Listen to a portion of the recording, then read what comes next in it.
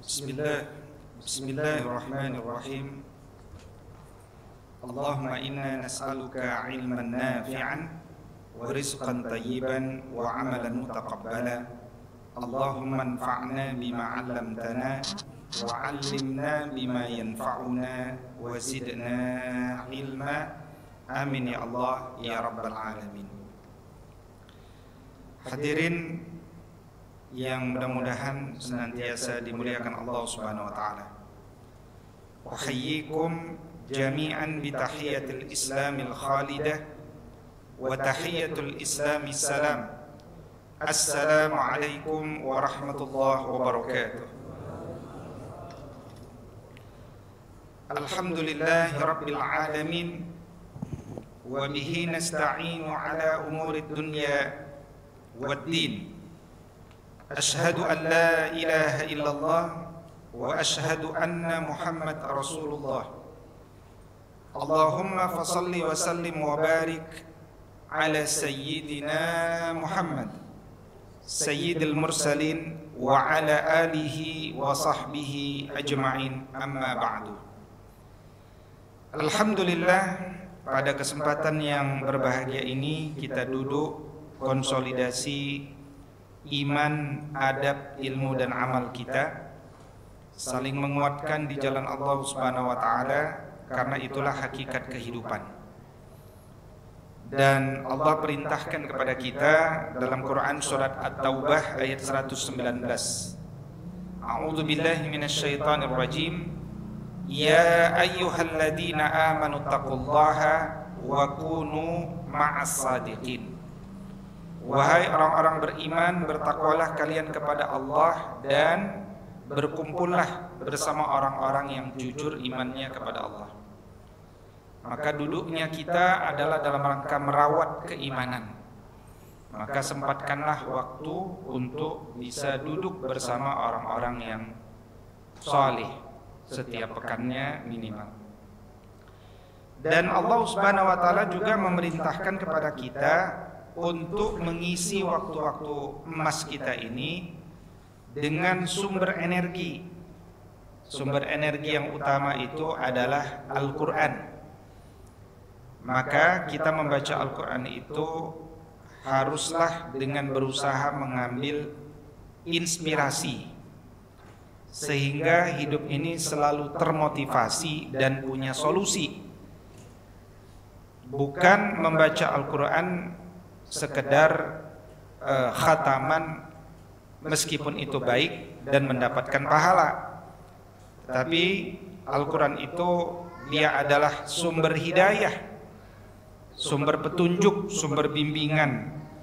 Dan ciri sahabat Al-Quran adalah yang selalu menjadikan waktu-waktunya bersama Al-Quran, sehingga cara berfikirnya, berbicaranya, perbuatannya, semuanya dengan nilai-nilai Al-Quran. Dan perintah untuk mentadaburi ayat Allah itu ditegaskan di dalam Al-Quran surat Shad, surat 38 ayat ke-29. Allah berfirman, A'udzu billahi minasyaitonir rajim. Kitabun anzalnahu ilaika mubarakul liyadabbaru ayatihi waliyatazakkara ulul albab. Kitab Al-Quran ini diturunkan kepadamu wahai Muhammad dengan penuh keberkahan, agar ditadabburi, ditazakuri orang-orang yang berakal, yang cerdas, sehingga lapisan keempat kolbunya tercahaya dengan cahaya tauhid, ya. Dan kita punya PR mentadaburi total 6.236 ayat. Dari 6.236 ayat itu mengandung 6.666 kandungan ayat. Dari 6.666 kandungan ayat itu mengandung 1.000 ayat yang berisi kisah. Dan di antara kisah yang tentunya kita harus faham betul, yakni kisah tentang di mana kita ini adalah umatnya, yaitu umat Nabi Muhammad sallallahu alaihi wasallam. Dan kita malam ini masuk 1 Rabiul Akhir, berarti baru menyelesaikan Rabiul Awal. Dan bulan Rabiul Awal adalah bulan kelahiran Nabi, juga bulan wafatnya Nabi, dan juga bulan tibanya Nabi dari perjalanan hijrah di umur 53 tahun, tiba di kota Yatsrib ya di bulan Rabiul Awal. Maka seluruh kehidupan Nabi, wabil khusus apalagi setelah beliau jadi Nabi umur 40, itu hendaknya kita pelajari. Maka di dalam Al-Quran terdapat ayat-ayat yang dimana ketika kita membacanya, kita belajar tuh tentang inspirasi dari kehidupan beliau. Nah, tentu saja kita memulai dari bagaimana beliau ini bisa terlahir. Allah Subhanahu wa taala dalam sejarah kehidupan telah mengutus 124.000 nabi. Dari 124.000 nabi itu terdapat 315 orang rasul. Nabi yang terakhir adalah Nabi Muhammad sallallahu alaihi wasallam. Maka setelah Nabi tidak ada lagi Nabi. Ya, termasuk kalau ada yang mengaku Nabi, maka dia tentu berada dalam kesesatan. Meskipun di Tanah Baru ini sudah pernah ada Nabi, ya, sudah bertobat 3 kali, tapi yang keempat melanjutkan lagi, membuat gerakan-gerakan yang baru. Meskipun mungkin di perumahan kita ada yang Ahmadiyah, tetapi kita tidak mempercayai adanya Nabi sesudah Nabi, karena itu bertentangan dengan akidah. Maka siapapun yang mengakui bahwa sesudah Nabi ada Nabi, dia sesat. Maka dia harus segera bertaubat kepada Allah sebelum dia wafat. Dan kelahiran Nabi Muhammad SAW adalah buah doa dari Nabi Ibrahim alaihissalam. Ya, Nabi Ibrahim itu doanya banyak, satu persatu doanya dikabulkan Allah. Di antara doa yang dikabulkan Allah itu adalah ketika beliau meninggalkan Ismail di dekat Zamzam, kemudian beliau berdoa, Rabbana wab'ats fihim. Itu artinya Nabi Ibrahim berdoa di masa sudah ramai di Zamzam itu, anaknya Ismail nanti kedatangan kabilah dari Yaman, menikahlah dengan orang Yaman, dan kemudian nanti lahirlah ya anak keturunan, yakni orang-orang Arab awal. Dari situlah kemudian Ibrahim alaihissalam berdoa, Rabbana wab'ats fihim, ya Allah bangkitkanlah ke dalam kalangan mereka rasulan minhum, seorang rasul dari kalangan mereka sendiri, yang dia melanjutkan tugas kenabian. Tugas kenabian itu ada 3. 1, yatlu alaihim ayatika, dia membacakan ayat-ayatmu. Membacakan ayat-ayat itu artinya membuat orang tertarik. Ya, dulu orang-orang Arab pintar bersyair. Kalau udah bersyair, orang terdiam, orang menikmati. Maka dakwahnya Nabi tidak boleh dakwah biasa-biasa saja, karena orang pasti tidak tertarik. Nah, ternyata orang yang menikmati syair-syair itu kalau mendengarkan bacaan Al-Quran itu tercenung, terdiam, ingin dengar lagi. Itu kalau dia faham dengan ketinggian sastra daripada Al-Quran itu. Termasuk Sayyidina Umar masuk Islam itu karena mendengarkan bacaan dari adiknya Fatimah, ya. Maka bacakan ayat Quran. Artinya apa? Buat orang tertarik. Setelah dia tertarik, wa yu'allimuhumul kitab wal hikmah, ajarkan kepadanya Al-Quran dan hikmah. Hikmah itu intisari dari agama, ya, intisarinya. Oke, sering kalau kita punya masalah, dapat masalah, ditanya apa hikmahnya. Jadi engkau ambil pelajaran apa dari kejadian tadi? Sama ketika engkau belajar sesuatu, engkau dapat hikmahnya apa? Itu artinya intisari ilmunya apa? Ya. Tetapi sesudah orang tertarik dan sebelum dia belajar, wa yuzakihim, sucikanlah jiwa umatmu itu. Nah, maka Nabi SAW itu melakukan 3 perkara. Pertama, membacakan, tilawah. Yang kedua, membersihkan, tazkiyah. Baru yang ketiga, mengajarkan, taklim. Kenapa perlu ditazkiyah? Kenapa enggak setelah tilawah langsung taklim, ajarkan saja? Jawabannya karena ilmu tidak akan tumbuh ke dalam jiwa yang tidak bersih. Laksana Pak Win, ya kan, ahli pertanian atau tepatnya SDM pertanian. Kalau kemudian mau menanam bibit di sebuah ladang, kata orang pertanian itu adalah, katanya, cari dulu ladangnya, bukan cari bibitnya. Ladangnya harus dibersihkan, pH-nya bagus, cakep, maka bibit yang tidak terbaik pun akan tumbuh dengan maksimal. Tapi bibit terbaik sekalipun ditanam di tanah yang buruk, bibit itu bahkan bisa mati. Betul Pak Win, kira-kira gitu. Nah, kalau betul kita lanjutkan. Demikian pula lah ilmu itu, dia kalau ditanam ke dalam jiwa yang tidak bersih, niatnya salah, semangatnya lemah, ilmu itu tak tumbuh menjadi sebuah kebaikan. Ilmunya itu tidak barokah. Apa ciri orang belajar ilmu tidak barokah? Tidak ziyadatul khair, tidak bertambah amalan. Ada orang habis belajar dia puas, habis puas dia cukup. Nah, itu berarti ilmu tidak barokah.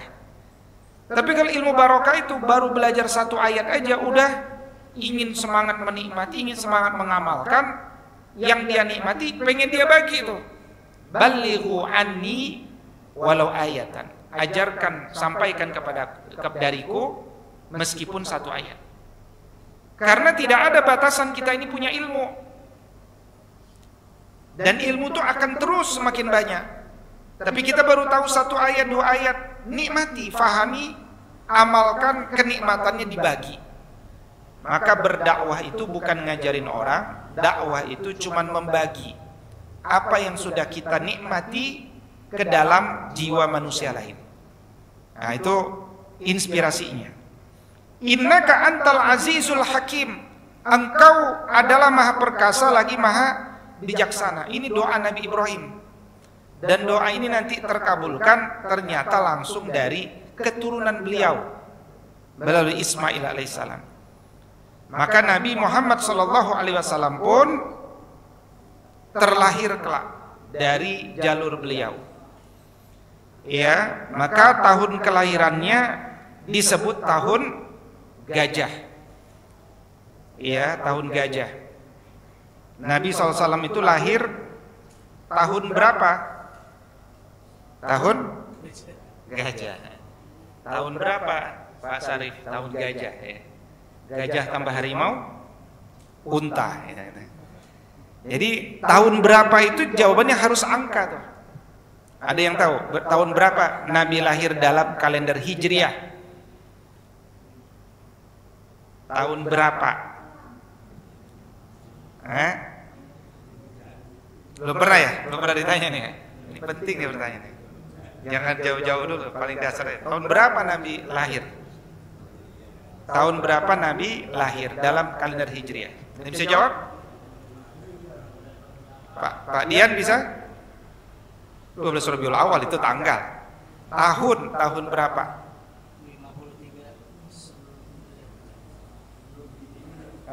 Kata Arifki kan, dari balik kayu.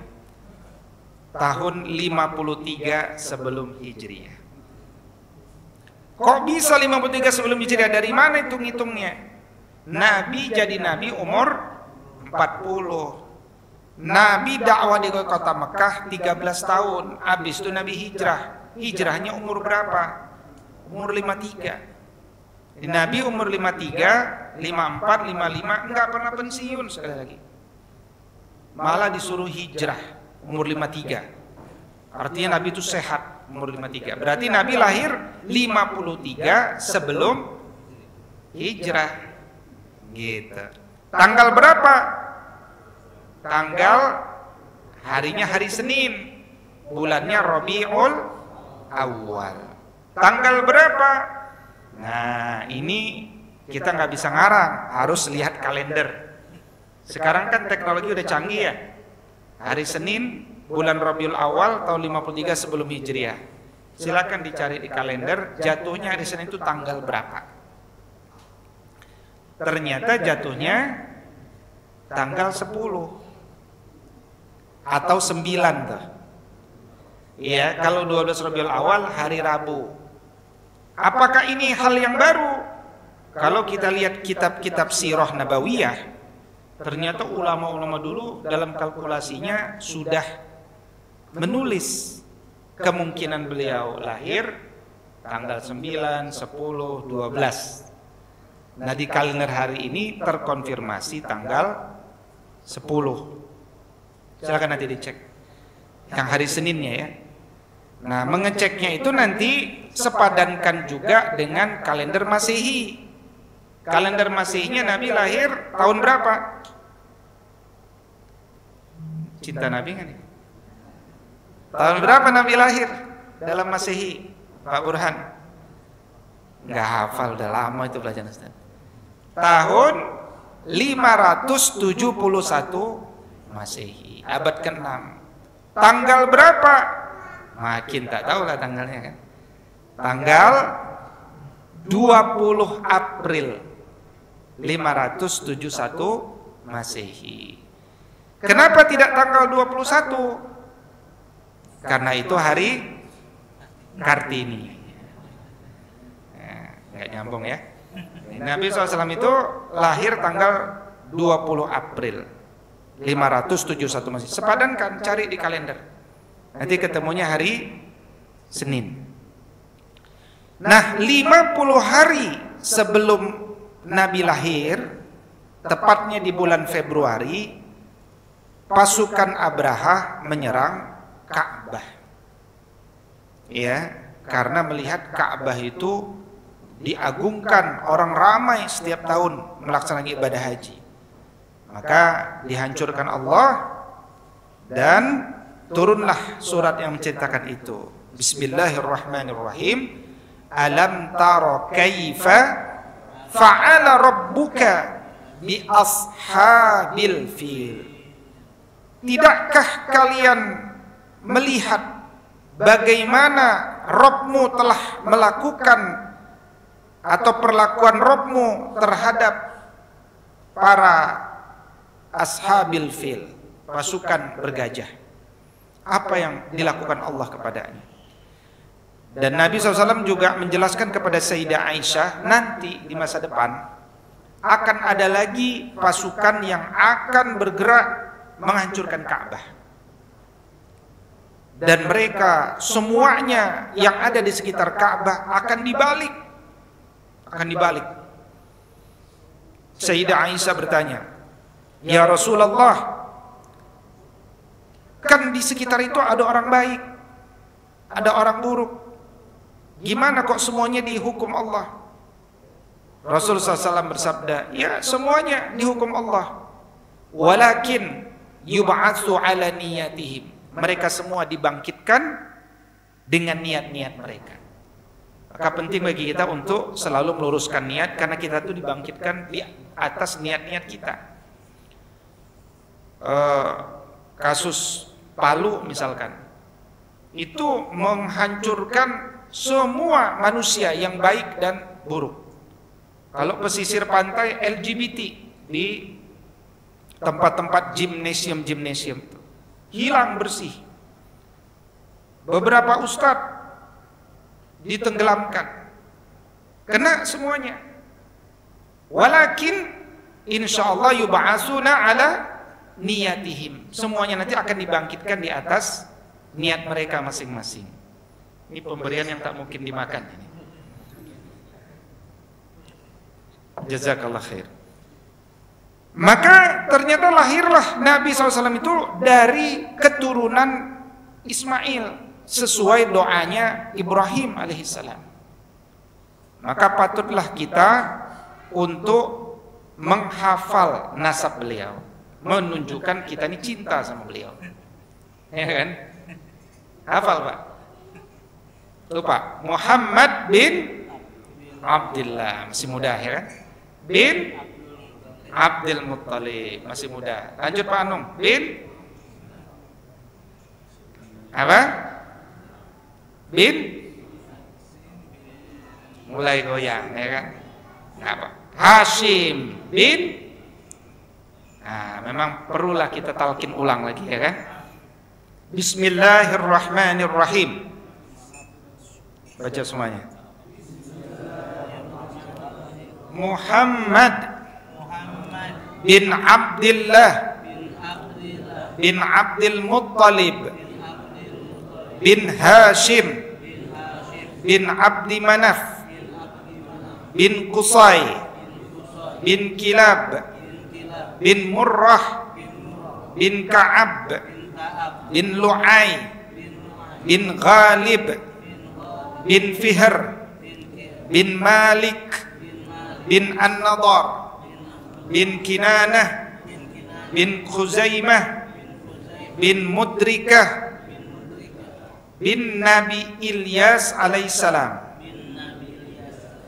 bin Mudar bin Nazar bin Ma'ad bin Adnan sallallahu alaihi wasallam. Minimal sampai Adnan kita hafal. Jadi kalau mau menghafal dalam satu versi yang berbeda-beda sampai Ismail alaihissalam juga boleh. Minimal sampai Adnan itu sepakat kita menghafal sebagai wujud kita mencintai Rasulullah sallallahu alaihi wasallam. Maka Nabi sallallahu alaihi wasallam di umur 37 sudah kaya, sudah punya rumah, istri, anak, penghasilan semuanya. Bahkan satu-satunya istri yang memberikan anak kepada beliau adalah Khadijah yang masih hidup besar ya, dan nanti istri berikutnya yang melahirkan juga adalah Sofiyah ya, apa namanya, binti Huyai, punya anak nanti namanya Ibrahim, tapi wafat ketika umur 2 tahun.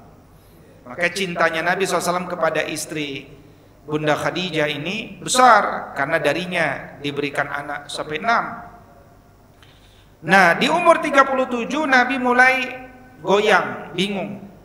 Kenapa saya ngelihat ada yang masalah di tempat kami tinggal? Kenapa ada orang tawaf telanjang, wanita dibunuh, hidup-hidup, ya kan?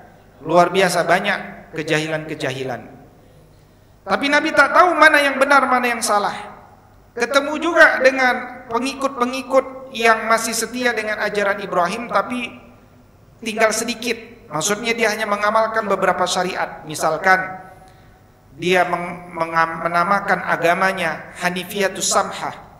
Dia kalau makan hanya makan sembelian yang dibaca bismillah. Nah, itu masih dijumpai di masa Nabi. Kemudian tapi beliau tak tahu. Akhirnya beliau pun merenung, menyendiri. Namanya tahannuts, di tempat yang tinggi. Iya kan? Di Gua Hira. Nah, sekarang kalau kita mau ke Gua Hira itu bisa naik mobil jeep ke atas. Kalau dulu, sekarang juga masih bisa. Yang tak punya uang manjat 2 jam. Yang ada uang dikit naik jeep bareng-bareng ke atas, dekat. Dan nanti yang punya uang lebih lagi, insya Allah ya 2-3 tahun lagi bisa naik cable car, gitu ke atas, gitu. Nah, sekarang ngelihat di museum Wahyu dulu di bawah, ya, ngelihat bagaimana 4 dimensi gitu kan. Maka Nabi SAW 3 tahun tuh, umur 38, 39, 40 merenung. Nah, makanya orang-orang itu biasanya kalau sudah umur 40 lebih mudah bicara agama. Sebelum 40 bukan dia tak mau bicara agama, ngejar kekayaan. Tapi setelah dapat semuanya barulah dia lebih enjoy bicara agama tuh, umur 40 ke atas. Makanya kalau sudah umur 40 dia tak suka juga bicara agama, nah itu yang dikhawatirkan para ulama, sampai wafat pun dia dikhawatirkan nggak pernah dekat sama agama. Maka di umur 40 itu orang-orang diminta, orang soleh pun diminta, apalagi orang yang belum soleh, untuk menguatkan kesolehannya dengan membaca doa umur 40 tahun. Apa bunyi doanya? Nah, Rifki kayak udah 40 tahun nih. Belum kan? Udah dihafal ya. Siap-siap. Pak Burhan pasti lupa. Karena masih 17 kan. Nah, jadi doa itu boleh diulang-ulang meskipun kita sudah lewat 40 tahun. Bagaimana bunyi doanya? Kita baca Bismillahirrahmanirrahim. Rabbi auzi'ni an ashkura ni'mataka allati an'amta alayya wa ala walidayya wa an a'mala salihan tardahu wa aslih li fi zurriyyati inni tubtu ilaika wa inni minal muslimin. Di umur 40 orang-orang mudah bicara agama. Di umur 40 orang mudah tersentuh dengan agama. Di umur 40 orang mudah menangis ketika bicara agama.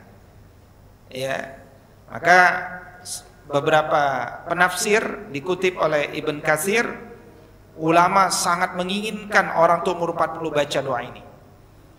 Kami khawatir, kata mereka, kalau mereka tidak berubah jadi baik setelah umur 40, nah, kira-kira kalau di Indonesia ada pepatah, tua-tua keladi, makin tua makin menjadi. Nah, kira-kira begitu. Nah, Nabi SAW di umur 40 tahun, Masya Allah, turunlah agama ini kepadanya. Maka Nabi belajar Quran itu pertama kali umur 40, ditalkin. Nabi tak bisa baca, talkin itu metode juga, metode menghafalkan Quran ya, dengan talkin. Jadi saya bangun sekolah adab itu kelas 6 insya Allah selesai setoran 30 juz, bukan dengan membaca, meskipun mereka selesai membaca di semester 3, tapi dengan talkin, Sahihul Quran, talkin, sehingga semuanya bisa selesai. Kenapa? Dengan talkin, dengan talaki. Nah, Nabi SAW ditalkinkan. Makanya orang-orang kalau umur 40 masih belum bisa baca Quran, dia belajar. Karena barang siapa belajar Quran umur 40, dia ikut sunnah Nabi SAW. Ya, jangan umur 40 dia merasa tua, ya kan? Udah 40 saya. Kan belajar di usia tua seperti mengukir di atas air, Ustaz. Itu pepatah apa hadis? Pepatah. Kita percaya pepatah apa hadis? Hadis. Jadi tak ada tua dalam kamus agama, yang ada senior. Senior itu punya hikmah banyak, doanya lebih dekat didengar. Yang penting siapapun asal mau bisa. Nah, di umur 40 Nabi pun diangkat menjadi Nabi. Apa perintah pertama? Ternyata bukan sholat, bahkan bukan puasa Ramadan, bukan umroh, bukan haji. Apa itu? Iqra. Disuruh mikir. Kalau ibarat kata, sebelum engkau melakukan sesuatu, belajarlah kenapa. Kenapa engkau melakukan sesuatu? Why? Kayak kita kalau punya cucu-cucu, punya anak-anak, dia nanya, kenapa kayak harus sholat subuh? Nggak boleh kita jawabnya, pokoknya kamu harus sholat. Tak boleh pokoknya. Pokoknya itu namanya doktrin. Agama ini bukan doktrin, bukan dogma, tapi dialogis. Nah, Surat-surat Makkiyah 13 tahun itu isinya wahai. Kenapa? Kenapa saya harus puasa? Misalkan di negeri kayak Australia, anak-anak tuh nanya orang Indonesia, why kita puasa mama? Teman-teman sekelas saya gak ada yang puasa mama. Kan gak bisa jawabannya, karena kamu muslim, kamu harus puasa gitu ya. Dia akan bilang, ngapain saya jadi muslim? Dah, jadi orang barat aja gak puasa, kan gitu kan. Nah itu why-nya itu gimana cara jawabnya? Nah, itulah surat Makkiyah, harus ditadaburi surat Makkiyah itu. 13 tahun diajak mikir terus sehingga jiwa manusia tenang, tidak galau. Barulah turun surat-surat Madaniyah. 26 surat nanti umur 53 sampai 63. Jadi belajar agama itu belajar mikir dulu. Why? Setelah siap mikir baru belajar how. Umur 53 sampai 63. Nah, di tengah-tengah berpikir tentang ketuhanan, agama, penciptaan, wahyu, kenabian, konsep baik, konsep benar, konsep dunia, konsep manusia, konsep rizki, konsep bahagia, itu kan semua pelajaran-pelajaran surat Makkiyah. Tapi sedikit yang baru didapatkan Nabi sudah diminta untuk berbagi. Nah, maka dalam Quran surat Asy-Syu'ara surat 26 ayat 214 Allah perintahkan kepada Nabi meskipun baru dapat sedikit, wa anzir ashiratakal aqrabin, berikanlah peringatan kepada keluargamu yang terdekat. Jadi ternyata berbagi itu pertama kali jangan kepada orang yang jauh, berbagi dulu sama orang terdekat. Yang terdekat siapa? Istri kita, anak kita, ponakan kita, paman kita, itu dulu. Kadang-kadang kita sibuk dakwah jauh-jauh, istri dan anak sendiri tak diperhatikan, gitu kan? Maka keluarga dulu, ya. Dan tak perlu jauh-jauh bicara agama yang tinggi-tinggi, yang rendah-rendah dulu. Ajak dia bahagia bersama agama, ajak dia bahagia bersama Islam, ajak dia menikmati raditu billahi robba, aku ridho Allah itu sebagai Rabb, wabil islami dina, aku ridho Islam itu sebagai din, wabi Muhammadin nabiyya wa rasul, aku ridho Muhammad itu sebagai nabi dan rasul. Diajak dialog, kasih pelukan, kasih cinta, kasih sayang kepada mereka, sehingga mereka menikmati bahwa agama ini bukan bicara sekedar neraka surga, tapi bicara tentang kebahagiaan, keindahan, kenikmatan, berbagi kepada keluarga. Bahkan kalaupun nanti turun surat-surat Madaniyah, misalkan turun perintah tentang sholat, perintahnya juga sama, wa'mur ahlaka bis salati wastabir 'alaiha. Perintahkan keluargamu dulu untuk sholat dan sabar. Sabar itu artinya jangan maksa, kreatif, dialog, ngobrol, kasih teladan.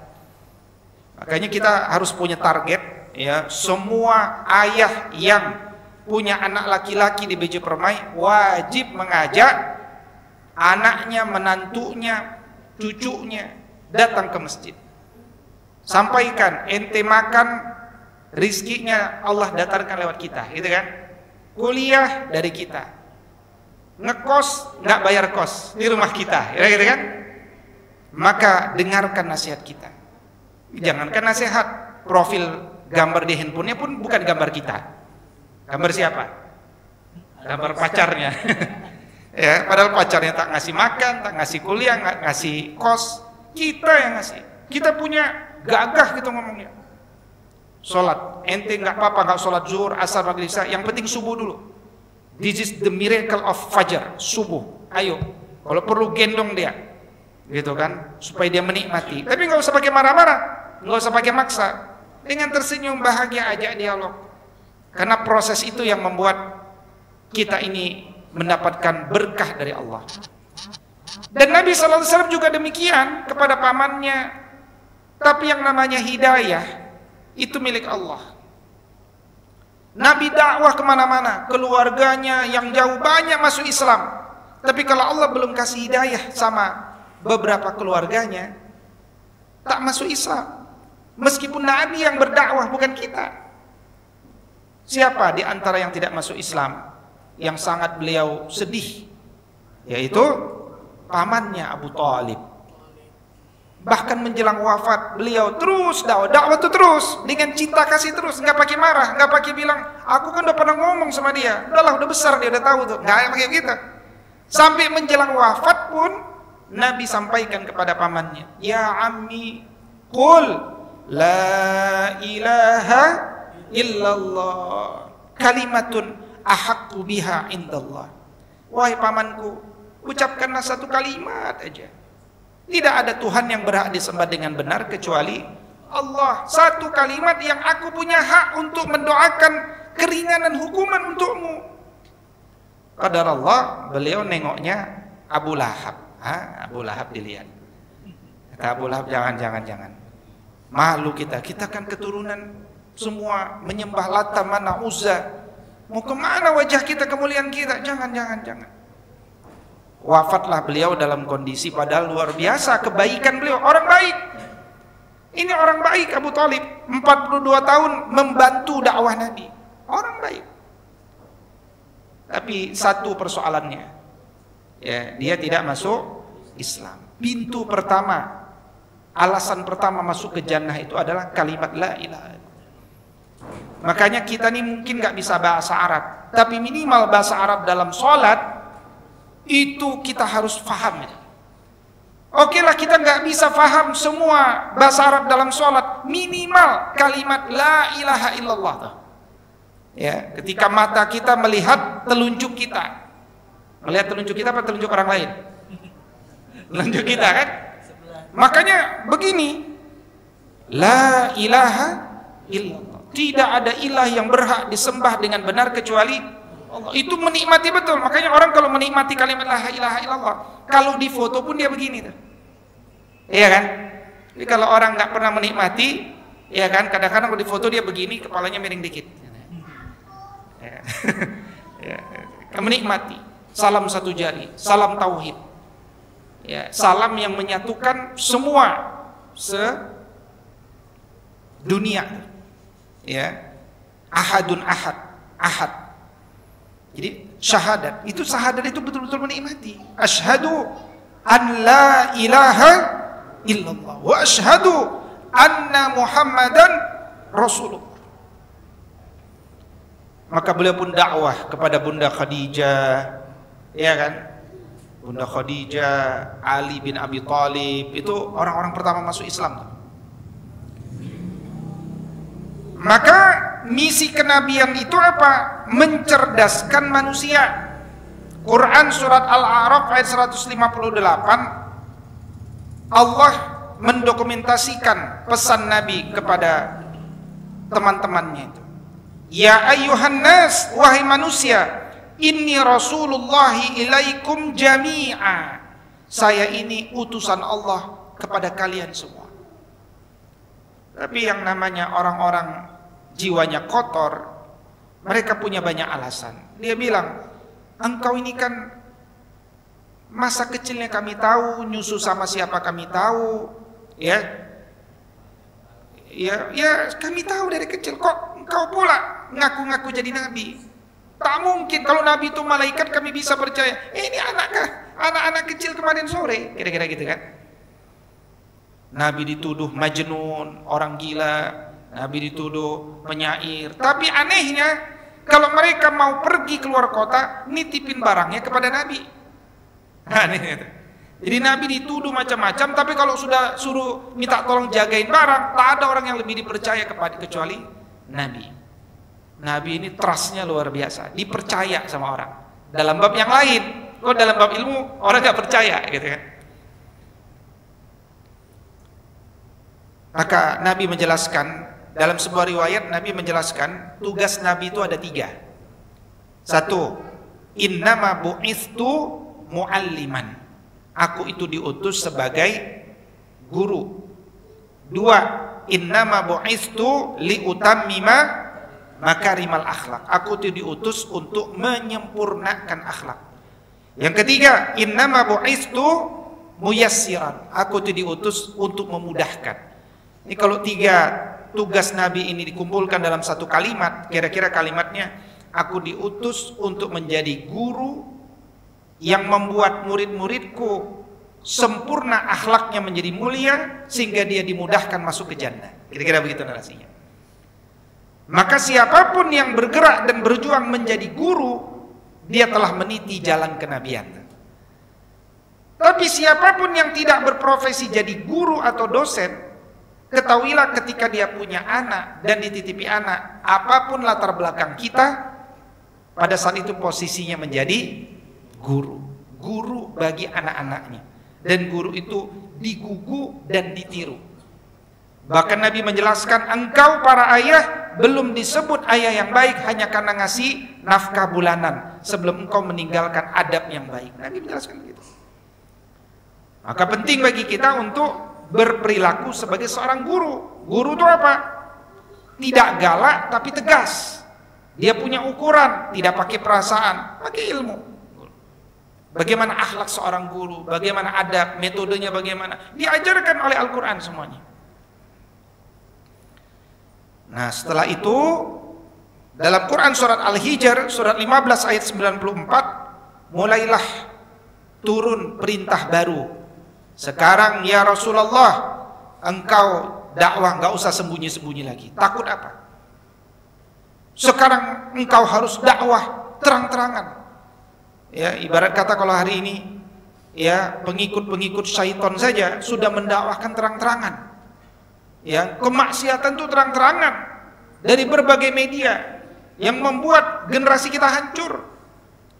Hampir setiap hari kita disuguhkan dengan berita-berita perkosaan, pembunuhan setelah perkosaan, atau guru dan murid berhubungan seksual di Makassar pekan lalu, atau anak SMA dengan anak SMP ditonton 6 orang pekan kemarin, dan terus menerus begitu, makin banyak.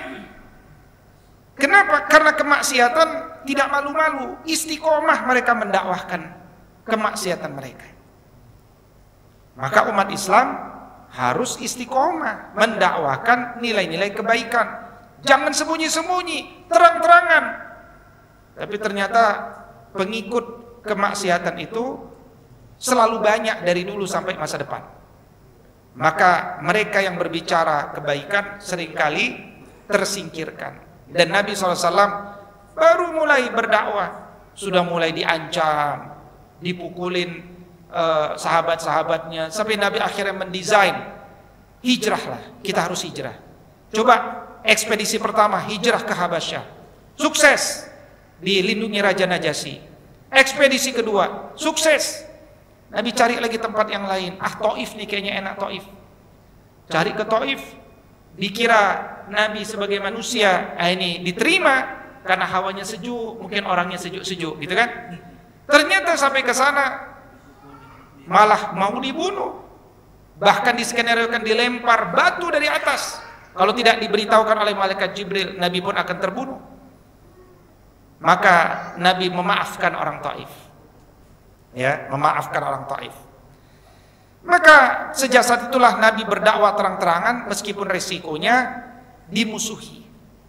Dan dulu Nabi mengajarkan Islam itu seperti memegang bara api. Nabi bersabda, bada'al islamu ghariban wa sayaudu ghariban kama bada'a. Kita ini ngajarin Islam seperti memegang bara api. Nanti umatku di masa depan berdakwah juga seperti memegang bara api, dimusuhi. Ya. Disebut teroris, ya, radikal. Sekarang kalau kita bilang orang-orang yang pecinta gender tidak boleh, itu kita dituduh teroris. Tapi anehnya di Rusia, yang membahagiakan gitu ya, di Rusia, Cina, Rusia, gitu kan, di negeri komunis ini, orang-orang yang berpaham LGBT itu justru dituduh teroris oleh negaranya. Tak ada yang berani, ya, Rusia, Cina, tak ada yang berani bicara LGBT. Nah, itu kadang-kadang kebahagiaan itu muncul dari beberapa negeri, ya, beberapa negeri. Nah, coba nikmati Quran surat Al-Baqarah ayat 285 yang kita hafal. Allah berfirman, Amanar rasulu bima unzila ilaihi mir rabbih wal mu'minun. Apa maknanya? Rasul telah beriman pada apa yang telah diturunkan kepadanya dari Tuhannya. Ini merupakan dalil yang jelas bahwa Nabi pun tidak ngajarin orang. Nabi sebelum berdakwah dia sudah beriman, sudah menikmati. Maka ketika dakwah itu hanya sekedar berbagi apa yang sudah dia nikmati. Makanya kalimat-kalimat Nabi itu masuk ke dalam relung jiwa manusia. Tapi kalau kita dakwah itu cuman hafalan, transfer of knowledge, kalah kita sama YouTube. Kuat-kuatan hafalan. Tapi kalau kita bicara itu dari hati, dari apa yang sudah kita nikmati, tak dibuat-buat. Nah, itulah kita dakwah sama istri, sama anak-anak, apa yang sudah kita nikmati. Maka lupakan dulu murid-murid kita, siapapun, istri, anak, atau siapapun. Perhatikan diri kita dulu, apakah kita sudah menikmati agama ini atau belum. Kalau sudah, jangan kau nikmati sendiri, bagi.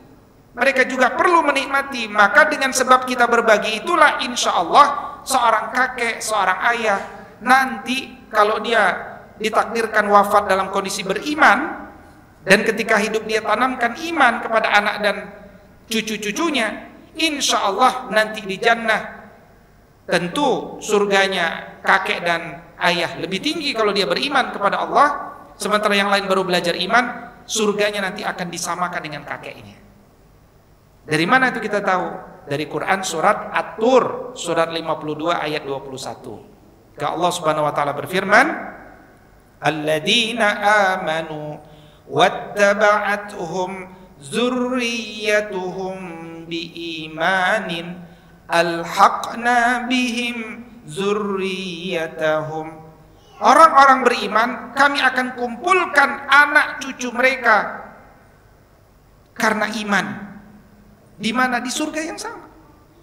Ya. Sampailah Nabi terus berdakwah mulai umur 55 tak jadi pensiun, terus sampai umur 63 Nabi tak pernah pensiun. Makanya kalau kita bertambah umur, makin senior, berarti kan jatah umur diperkirakan makin dekat tuh, ya kan? Itu pertanda kita harus makin berkeringat. Kalau orang berkeringat berarti dia bergerak, insya Allah dia sehat. Sampai Allah yang paksa dia, udah mati. Tak ada, nah itu udah nggak ada pilihan. Memang kita udah terpaksa mati. Udah berhenti itu kita. Istirahatlah sepuas-puasnya. Mudah-mudahan istirahat dalam kebahagiaan kan gitu kan. Tapi menjelang kematian itu kita harus semakin produktif. Ada orang-orang yang bodoh kita ajarkan, ada orang yang miskin kita bantu supaya jadi muzaki, ada orang-orang yang termurtadkan kita sadarkan kembali. Itulah pekerjaan-pekerjaan kenabian itu.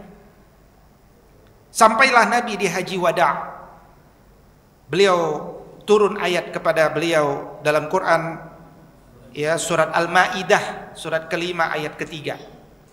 Di antaranya ditutup dengan kalimat al-yauma akmaltu lakum dinakum wa atmamtu alaikum ni'mati wa raditu lakumul islam madina wa raditu lakumul islam madina. Pada hari ini telah kusempurnakan untukmu agamamu dan aku ridho Islam sebagai dan telah aku cukupkan nikmatku atasmu dan aku ridho Islam itu sebagai agamamu. Aku ridho Islam, satu-satunya agama di dunia hari ini yang nama agamanya ada di dalam kitab suci, hanya Islam.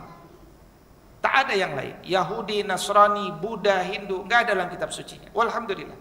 Inna dina indallahil Islam. Wa may yabtaghi ghairal islami dinan fala yuqbala minhu wa huwa fil akhirati minal khasirin. Jangan cari-cari lagi agama selain Islam. Nah. Kemudian Nabi berhasil menaklukkan kota Makkah tanpa banyak berdarah, bahkan tanpa berdarah di dalam kota Makkah. Hanya ada darah sedikit di depan, itu juga dari pasukan ekspedisi awal yang dikirim oleh Nabi karena terjadi bentrok di awal. Terjadi penaklukan kota Makkah.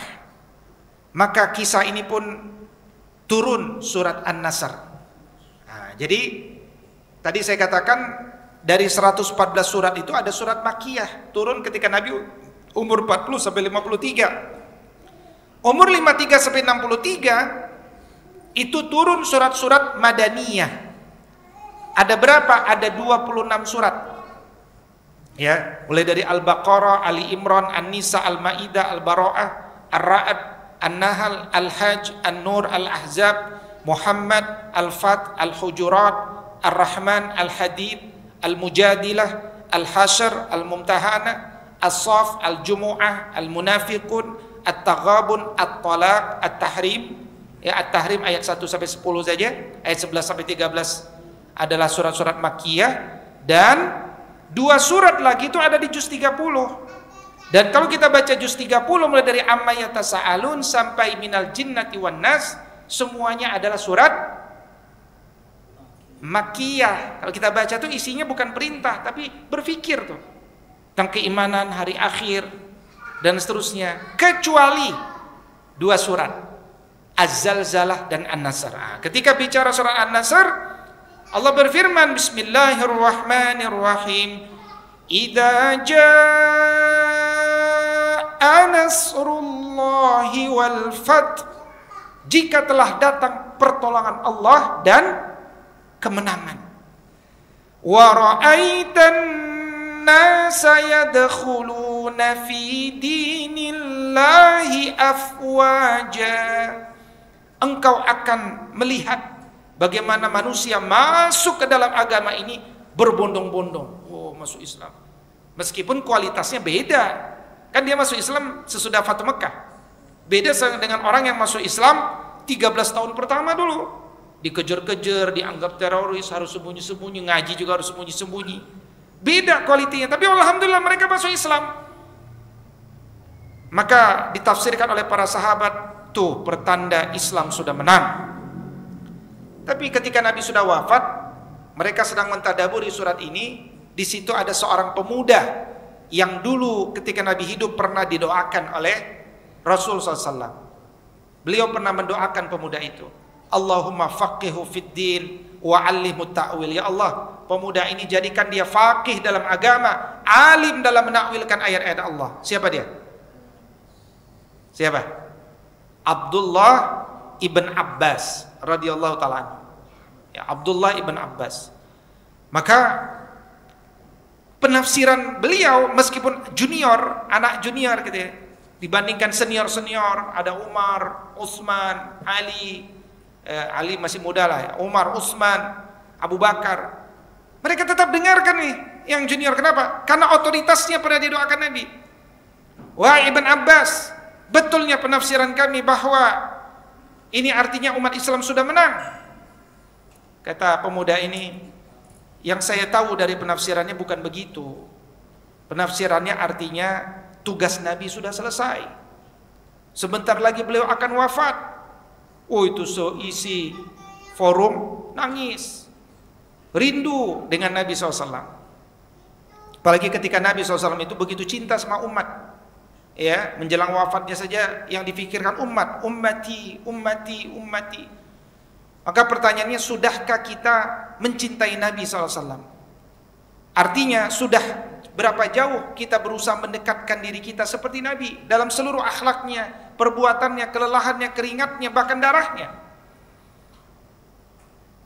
Dan mudah-mudahan duduknya kita malam ini pun dicatat Allah sebagai wujud kita mencintai Nabi SAW. Kalau betul kita mencintai Nabi dengan setulus hati, Nabi menggaransi, innaka ma'a man ahbabta, sesungguhnya engkau akan bersama orang yang engkau cintai. Kalau kita mencintai Nabi, insya Allah mudah-mudahan kita pun akan membersamai Nabi SAW. Pukul 20.30 waktu Indonesia Barat, kira-kira itulah batas waktu yang diberikan panitia. Aqulu qouli hadza wa astaghfirullah li wa lakum. Assalamualaikum warahmatullahi wabarakatuh. Assalamualaikum warahmatullahi wabarakatuh. Baik, para jemaah, silakan ada yang ingin didiskusikan.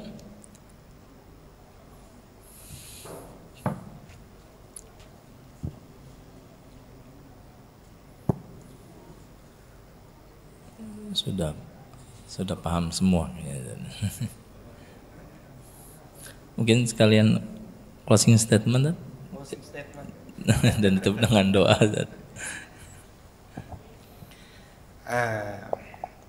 Ya, closing statementnya ya, mudah-mudahan kita dimudahkan untuk berlelah-lelah ketika hidup ini menghidupkan sunnah-sunnah Nabi, mendahulukan pesan-pesan Nabi atas ego-ego kita semuanya, mencintai siapapun yang mencintai Nabi, mencintai keturunan Nabi, dan kemudian ittiba, mengikuti apa-apa yang beliau teladankan.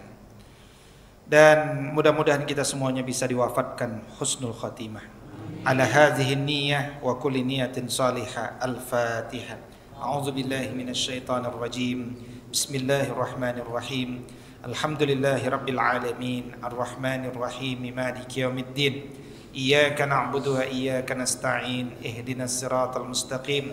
Siratal ladzina an'amta 'alaihim ghairil maghdubi 'alaihim waladdallin. Amin ya Allah. Allahumma salli ala sayyidina Muhammad. Allahumma rabbana ighfir lana wa liwalidina wa lil mu'minina yawma yaqumul hisab. Allahumma anta rabbuna farzuqna al istiqamah. Allahumma arhamna bil Qur'an. Allahumma rabbana ja'alna wa auladana min ahlil Qur'an. Allahumma rabbana ja'alna muqimina as-salata wa min zurriyyatina. Rabbana wa taqabbal du'a. Rabbana atina fid dunya hasanah wa fil akhirati hasanah wa qina adzaban nar. Tawaffana muslimin bi husnil khatimah wa alhiqna bis salihin. Wa sallallahu ala nabiyyina Muhammadin wa ala alihi wa sahbihi wa sallim. Wa akhiru da'wana anil hamdulillahi rabbil alamin.